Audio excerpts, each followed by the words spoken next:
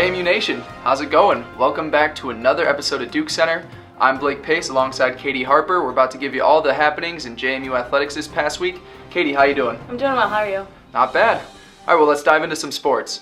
The JMU women's basketball team has been rolling through the Women's National Invite Tournament. The Dukes won both their first and second round games.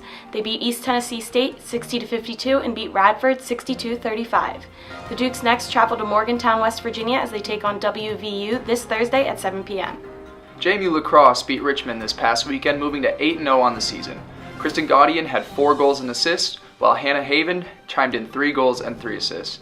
The Dukes will have a tough week this week as they face off against number 7 UVA and number 4 Maryland. The JMU women's tennis team has continued its strong start to the season. They went 2-0 this past weekend, beating Delaware 5-2 and Mount St. Mary's 7-0.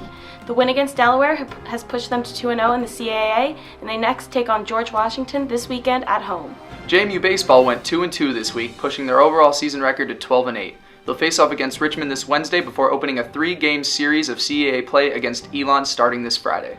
The track and field team had a strong showing at the VCU Ram Invite this past weekend. They had 4 first-place finishes in the hammer throw, shot put, 100-meter dash, and 400-meter hurdles. They also took 5 of the top 9 spots in the 200-meter race. The Dukes will next travel to 2 different events this next weekend. Half the team will go to the Texas Relays, and the other half will compete in the Raleigh Relays.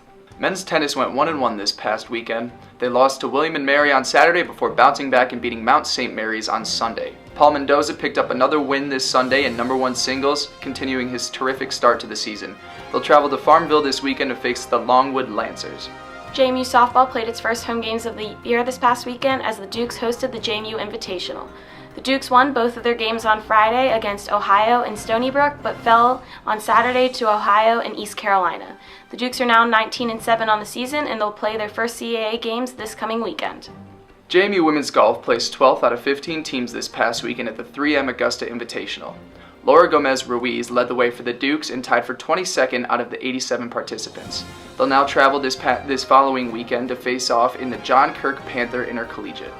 Alright, well that'll wrap it up for sports this week, but before we get going, Catie, who's your player of the week? My player of the week is freshman Liz Norman on the women's tennis team. She's currently 13-0 on the season in singles matches and is the Duke's number 1 singles player.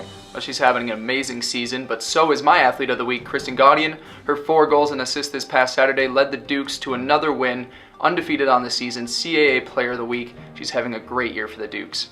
Well, that'll wrap it up. For Catie Harper, I'm Blake Pace. We'll see you next week.